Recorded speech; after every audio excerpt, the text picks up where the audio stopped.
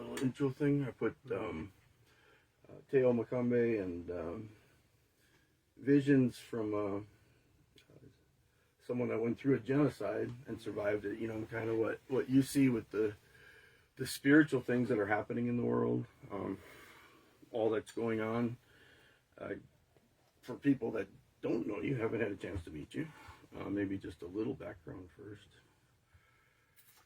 Yeah, being born and raised in Africa, generally, I say in Africa, I know there's many countries, but I like to say Africa because Africa goes through the same things all over, from South Africa to Kairos.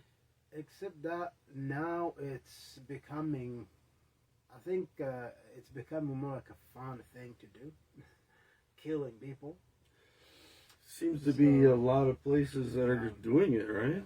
Like a few years we will talk about this as a strange thing from Africa. But now it's everywhere. So unfortunately we can say it's a global thing, you know. We never thought this would be global. Yeah, we'd hear about the genocide. I don't know, even now with young people, if they even know Rwanda or, you know, any of that. You know, there was the movie at the time and stuff where people might have, in America, associated it with that. But I think, a lot of it would have been more of, you know, that's Africa, that's some other place. Yeah, Africa, you know, has been in there, like, we're exports. Like a third world country is what country. Africa's third world is what the thought is. And now, you know, you're hearing all these other places and wait, this isn't somewhere else. This is in our backyard, really. Well, so the civilized world has been civilized. People are more smart. They can fight back technology. So there is a more professional way to kill people. And that, number one thing, is to convince them that it's a necessary thing to do. And that's what happens every time. The stocks went up really good on the manufacturers of weapons. If you had stocks invested there, you made a lot of money. Yeah, so especially when you're making money, you can do anything. You know. It kind of gets to. But that, you know, one of the things I was thinking about with what's happening in Israel right now, and what you went through was the thing that really resonated with me. You shared, actually, it was in October, 13 years ago, that you shared in Humansville your story. And what stood out, one of the things that stood out was the faces of the people that were surrounding you. I wonder if you can share some of that, what you saw in the faces. So, in the terms of being demonized, we're not demonizing people. People are demonized, and the faces of surrounding people, the killers who are. I mean, you will think somebody break in a house, they take over your house, but you can have a negotiation. You say, look, if you want money, please take money, leave me alone. And these people will say, okay, where is the money? These are like bad people. Yeah, they came for money. But you can negotiate not to kill you. Yeah, that's the idea, the hostage idea, or the kidnapping idea. So that's a kind of bad, dirty business. But somehow these people were far more than that. When you look them in the face, they enjoyed killing. They were not looking for anything. There was no ransom. There was no money needed. They just needed to take a human being, torture them, enjoy it until they die. And these people specifically who are killing basically the Tutsi tribe, they believed you cannot kill a Tutsi in just one day. So they will chop your, legs off and go. So it will be bleeding. If you're not there tomorrow, they come back, they cut your arms off. So basically to help you feel all the pain. And this is just in a story. People can hear this like, oh, that was evil. But you were not there to see. Their faces, they were not human. When when you talk about spiritual people, this person is very spiritual, you saw something on them outside their skin that was so different. If they're filled with the Holy Spirit, you saw peace with your own eyes. Peace can be seen with your eyes. Another way, the evil spirit, when they possess a human, you can see that on their skin. For example, this is a Catholic man, I can give example, General Roméo, who wrote a book, Shaking Hands with the Devil. He was in Rwanda, he's a UN general, he's from Canada, and he's just normal human being. You will not call this guy spiritual, he will not call himself a spiritual. And he's just, he had a religion, but he didn't attend the church much. So he's there. He's negotiating between, the army, RPF, that was attacking Rwanda to stop genocide. He's negotiating with the government. Then all of a sudden, he meets the general in charge of genocide. And when he shook his hand, this is what he told me. I had to pull my hand out so fast because I didn't feel like I was shaking a hand with a human. I felt the devil for the first time. And this is someone you spoke to. Yes. That's a conversation we had. He told me about this, and he wrote it in a book. And it's a very interesting. When he said that, I thought, okay, as a kid, 14-year-old, I saw people's face, and I recognized something around them that was not human. And it really changed. They're so evil. And today, I wish people can see, because it's exposed, it's everywhere. Yeah. When you look on YouTube, TikTok, or the social medias, you're gonna find a negotiation, people preaching on the street. You're gonna see angry mob attacking them. They have no point to what they say. They just says, just stop that. Stop those Jesus talk. Yeah, it's blocking their ears. I think of Jesus. No, I'm not listening to you. And they actually do that. They actually bring even the radios, and they play around the music so you don't hear the conversation. Distract. To distract the preachers. And again, the preaching on the street is very bold. I mean, you can walk to these people, look them in the face, they don't look normal.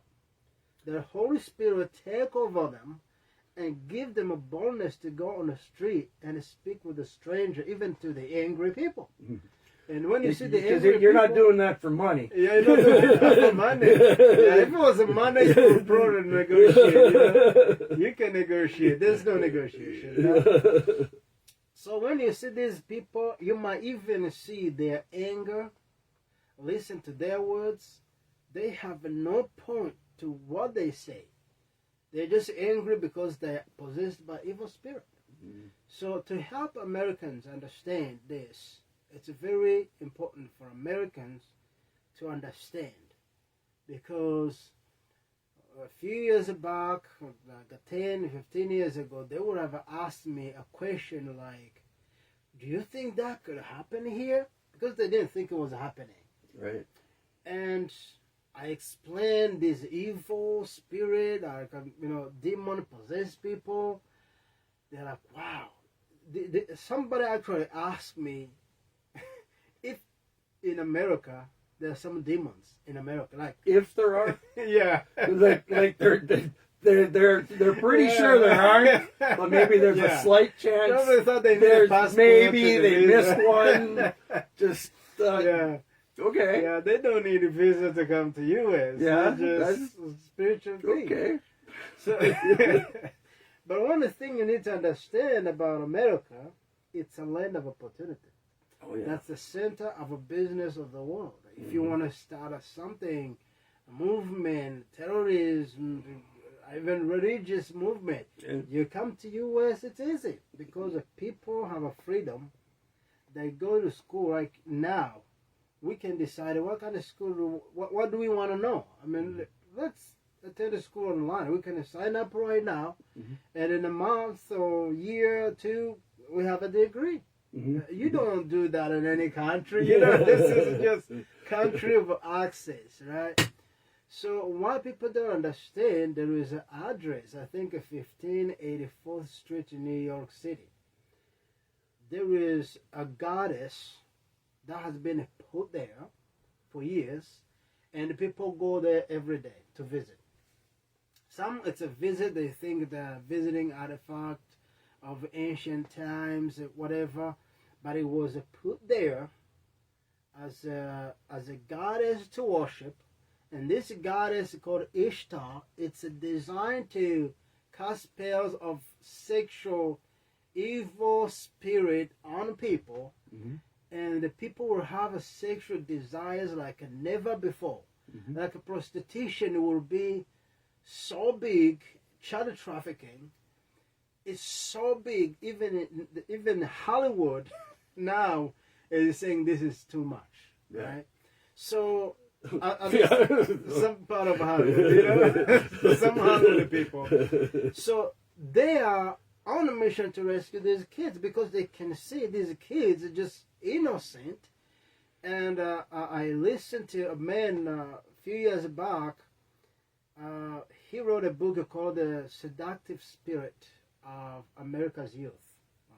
He was on radio, and he will be talking about this spiritual stuff. And this is like probably within the 20, 25 years. And he will receive a phone call on air, and teenagers will be calling for help. Like, if you don't come now, they are going to sacrifice me. And this is like in the U.S.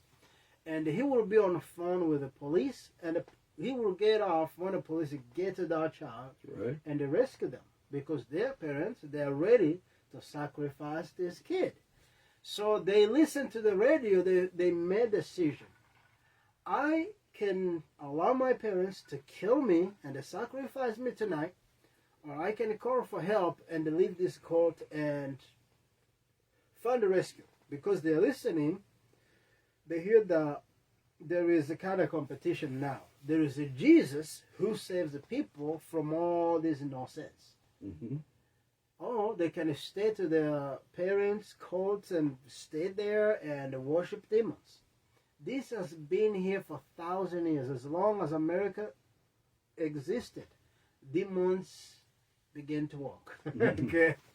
And so it's been happening everywhere, but somehow... So you're saying demons don't just like sit back and not do anything? They kind of get involved with what's happening around? It's more like a breathing. Yeah. Yeah. You don't stop breathing unless you want to die. And unfortunately, they never die. And if these ancient gods, as I talked about, Ishtar, many other god and goddess, you know, erected in New York City, California, everywhere, they are ancient gods. They've been in the Bible. They've been in Israel, Middle East, Egypt, 1,000 years ago. Right. They're coming back here because they never die. So when a mayor of a city, a president of a nation, go to officiate an idol,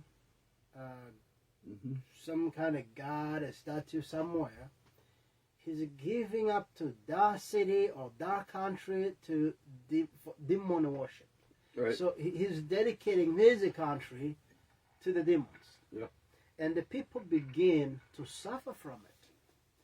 So when that happens, you get a lot of demonized people, but they are not shaking and, you know, dancing around the place like a stupid. Yeah, that's a good little bit of a segue. Don't want to get off track, but yeah, a lot of people have strange ideas of what demonized might look like, when in reality we're filled with demonized people.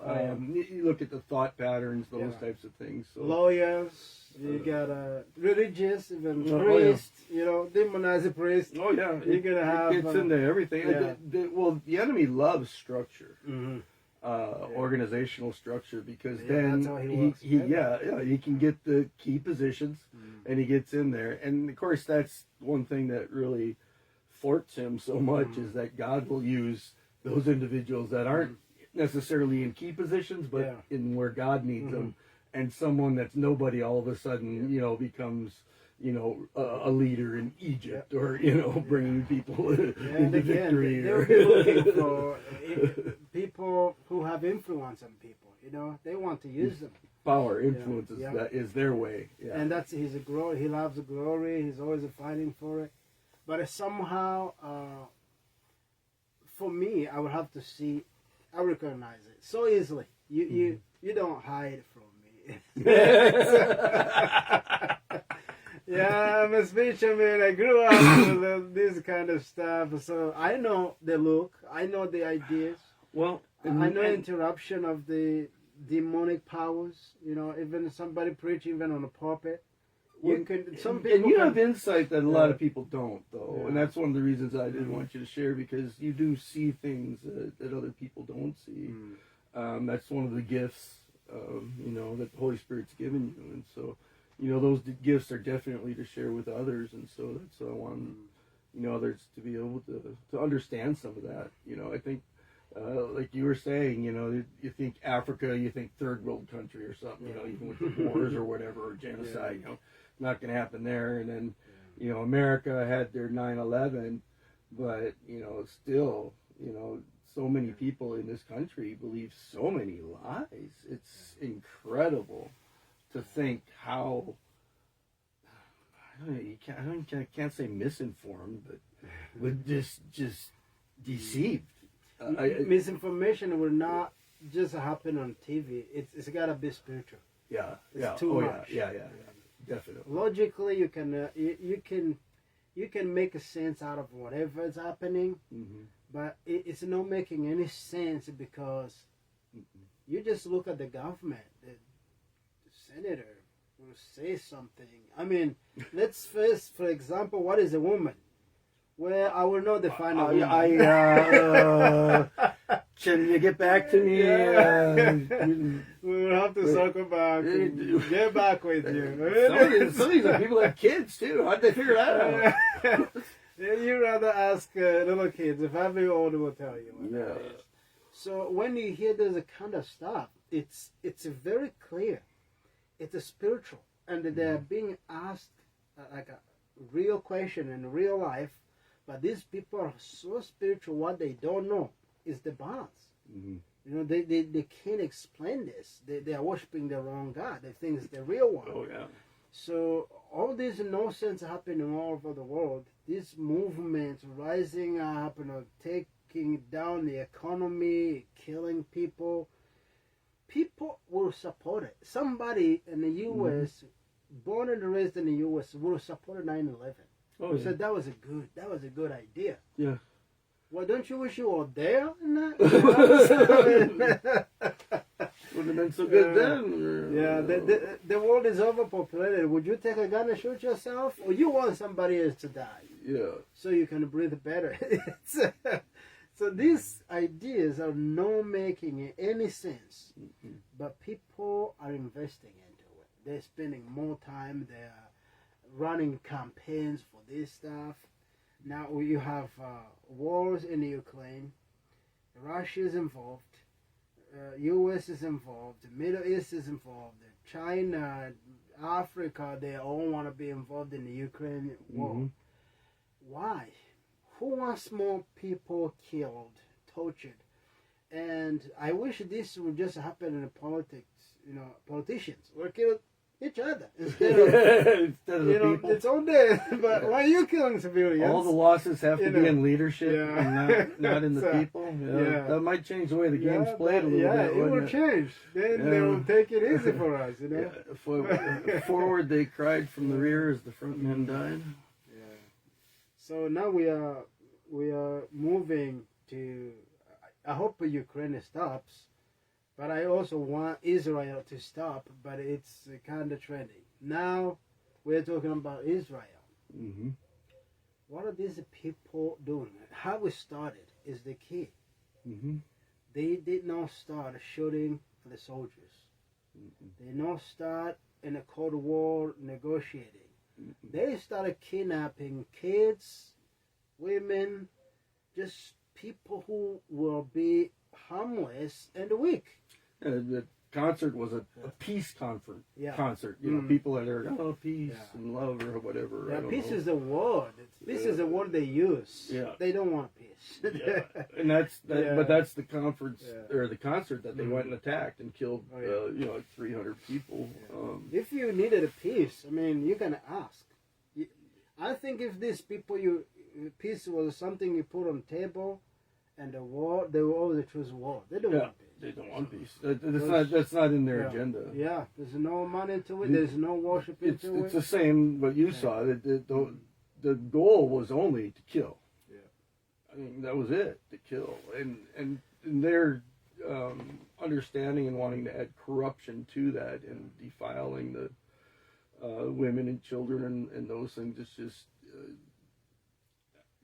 detestable. You can't even put it into words. It's so evil. But again, definitely demonic. The devil will call you for doing something. At first, you will feel like this is the right thing. It's patriotic. Let me do it. You will enjoy it, and then he will call the world to put you to shame because he doesn't care if you serve him. He will pay you evil because he never pay good. Then he gives you what he has. Whatever that contract is, there's some bottom print there. In the end, you die. So serve me so I can kill you in the end. And then I saw the same kind of people. The war is over. They've been defeated. And the government brings them back to their homes. I remember seeing thousands of people, thousands of killers and their families coming back from hiding, full of shame. Up to this day, you see them, they look down because they carry that shame all the time. I don't think even today they want to kill anyone. They just don't remember what was happening to them back then because it was very confusing. You cannot ask for mercy. You cannot ask, please, I beg you, don't kill me today. No, they want it. They enjoy it. They want to play with it all day. They want to drink blood. They want to cut the flesh of a human and eat it. That is not human. Human don't eat human. So that was an evil spirit. The same people today, still alive, you meet with them, you greet them, but they have a shame, you can see it. But it's not the same kind of people. That spirit left. Sometimes they get saved. And these people are going to confess what happened to them. They don't know what they were doing. You asked them, what are you thinking? I don't remember what I was thinking. Now, some people, most people in the world, they think they can just remain in a neutral state. I'm not a religious guy. I don't like those spiritual stuff. Well, you can't stand in the middle. To each his own. There's no free zone. It's live and let live. Every person was made to worship. If you're not worshiping the true God, you're worshiping demons, and you're serving. This is a strange story. I never seen it with my own eyes. It's a story being told over and over. Back home, in a village, dark village, somewhere they don't even know electricity. So uneducated people, witch doctors. And then you will hear the stories, and it's hard to believe that a person who doesn't have any type of worship, neutral, you will say, they wake up in the morning, dirty, dust all over them, tired, sweating. But they went to bed. One thing they remember, they went to bed. The witch doctor woke them up in the night, took them in a farm. They've been digging holes all night. And they don't even know it. They didn't know. So in the morning, they get back to the house, they're awake, they're standing there with the dirt on their feet, hand all the way to the head, just sweating. They're like, what happened to me? They will be so tired, they will need 2 days to sleep if the witch doctor let them sleep. So right. That means you were not made to be neutral. You can't just look down and say, I don't care. No, you have to care not just for the God you're worshiping, for yourself. because you can't survive without any kind of worship. You can't just worship anything without thinking which one is right. Because there is a God who created us. Everything else is the enemy's trick. And now you have Islam, right? It's a religion.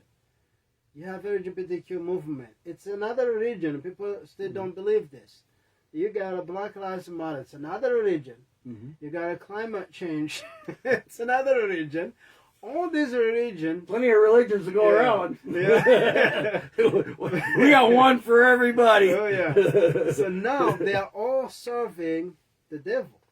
But here's a trick. Muslim will hate gay people.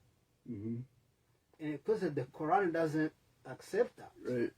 But because their common enemy is a Christian, they are working together all over the world. When we are dead, all gone, they will can kill each other. It is very strange when someone from that line of thought, the homosexual or the trans or whatever is there, would support Islam, because they are so against that. That not, those groups will talk about Christians, but Islam will kill you.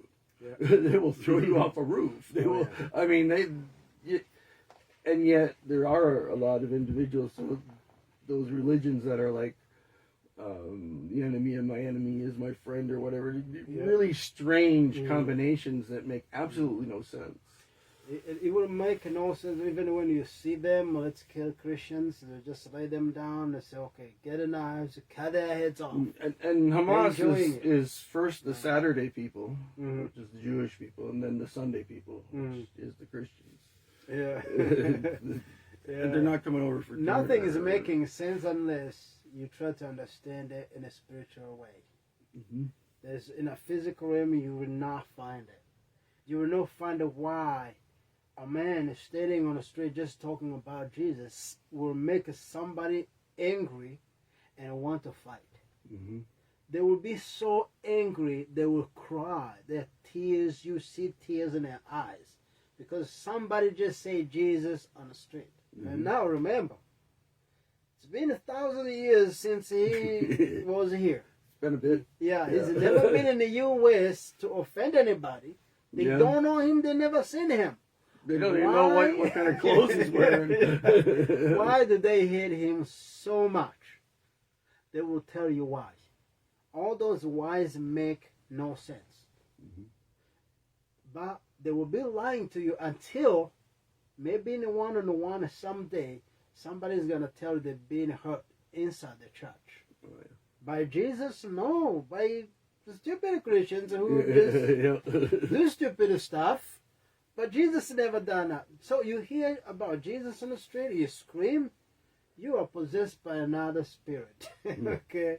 And I love the way Jesus explained it to his disciples. Is if you find somebody speaking for me, don't fight them. Because if he's not against me, he is for me. So leave them. Let it go. So somehow that's a real hard one for a lot of believers. It really is. But they said this wrong. He's that simple. He's that simple. We just build all kinds of doctrines around him. There's a lot of terms I don't even understand in the church. There's a lot, beliefs. You're the one who told me. You thought you knew English. And You're the one who told me about divisions in the Baptist church at 27. Divisions, I'm like, whoa. Did they run out of names and just keep Baptist church all the time? And you got a Catholics, I think it's a few division, 2 or 3. You got a Orthodox. there was a lot of the early Pentecostal ones that they'd be like, this is the fire baptized, this is the fire baptized with tongues, this is the fire baptized with tongues and healing and angels. Piano is here, this one, It makes no sense when, you go into a religion. But Jesus is so simple that he says if you just support him, you are for him. I remember you telling me about two individuals, I don't even know if you remember, but that would talk to you about Jesus, and then when you got saved, they went to different churches and they didn't like each other. Yeah. And you couldn't figure out, are you guys talking about the same Jesus? Yeah, they were not understanding each other. And for us, when they preached to me, they were just friends. Yeah. But one will go to one church and one other to the other. Now, this church is praying for this one to be too close. And I'm like, I just got saved. I thought we need Jesus. We found him. You guys have found a different kind of stuff. What did you find? And some people found a way, to enter religion, but never seen Jesus. It's just crazy. I'll never forget either where you'd be talking to someone. Like you thought you were the only person that got saved, and you go up to someone, I got saved, and it'd be, young man, I've been saved for 30 years. Are you sure? You don't look like it. Yeah, even have you told your life? Yeah. Why would nobody tell me all these years anyway? I thought it was something new in town, and it was new to the whole world. I mean, nobody told me the whole story. But the people just been saved the whole time, but they never done anything about it. I mean, you cannot be following Jesus.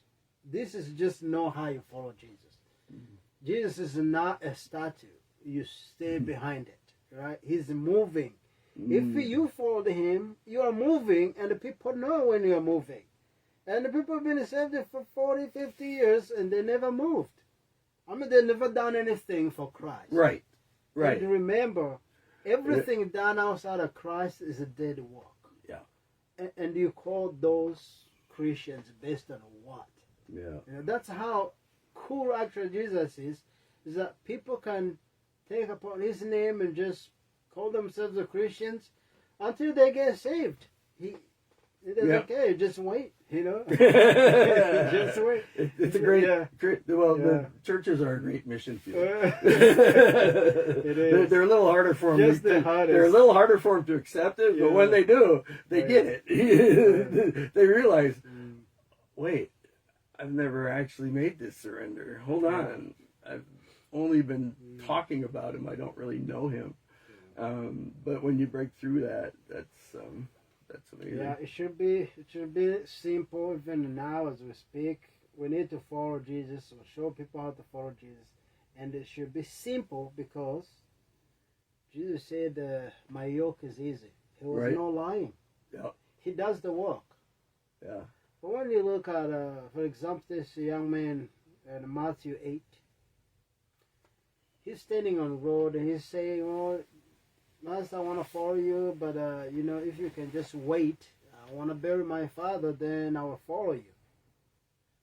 Who lost his father standing on the street just making jokes? It's just making no sense.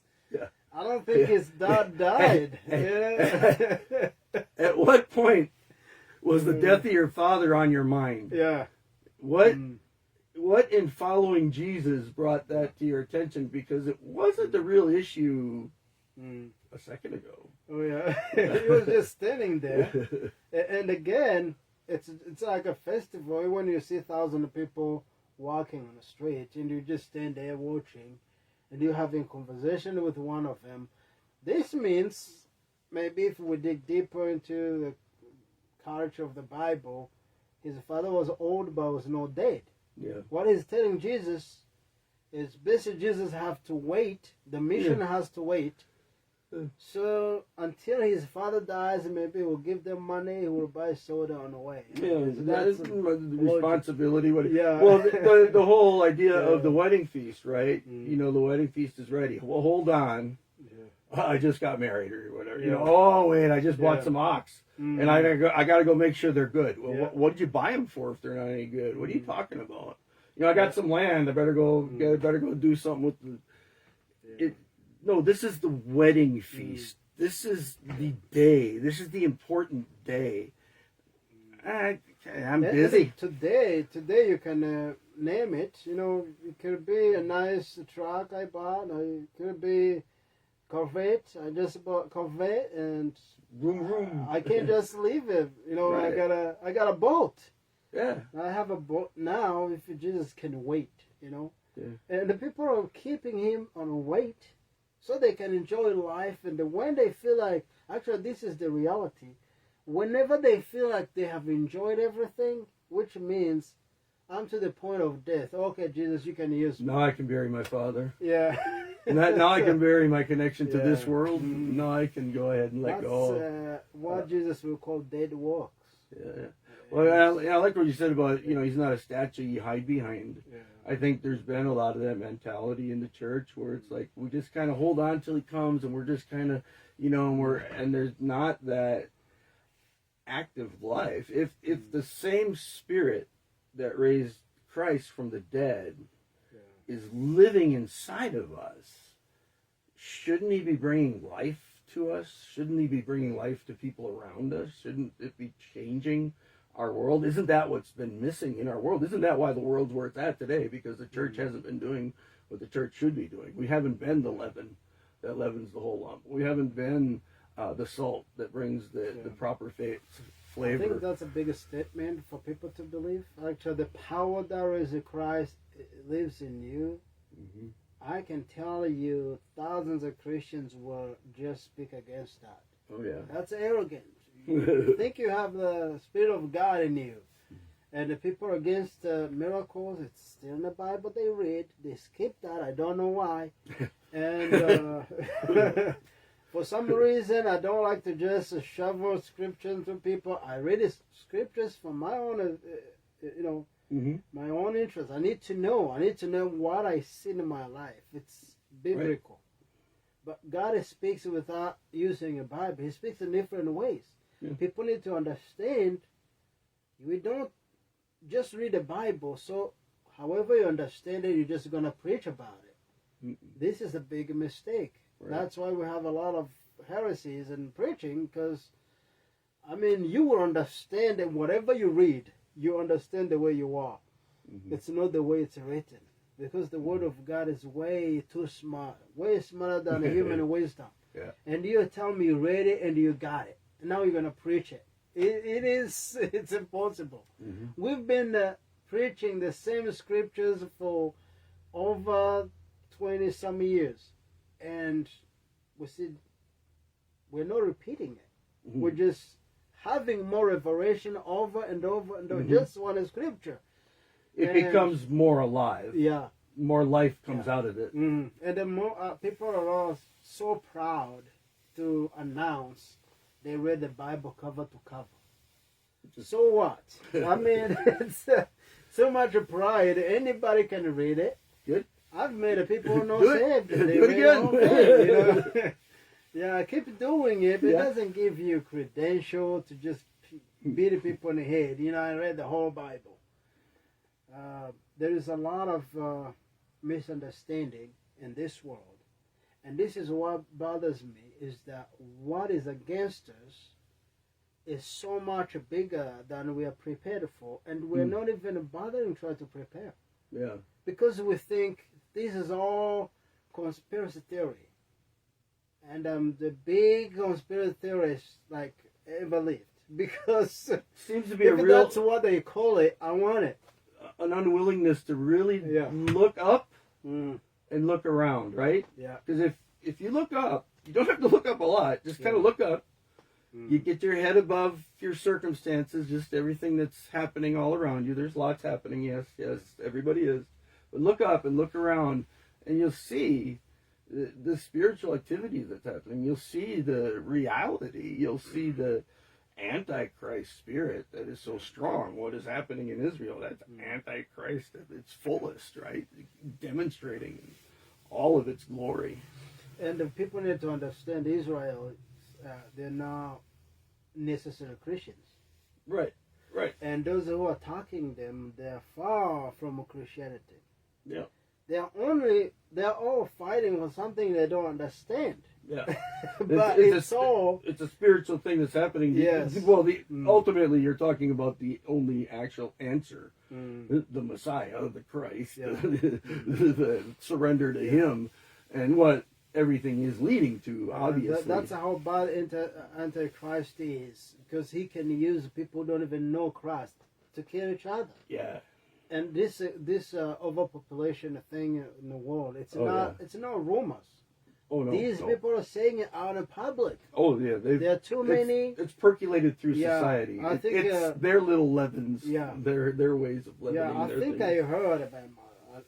I may be wrong, but I think I heard Kamala Harris, the Vice President of the United States, saying. Oh, I wouldn't be surprised. The kids. I don't know what you say.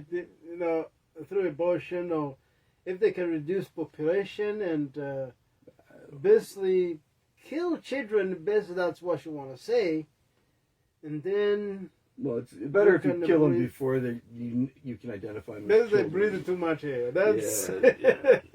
So, and she's always happy about it. She's always excited about it.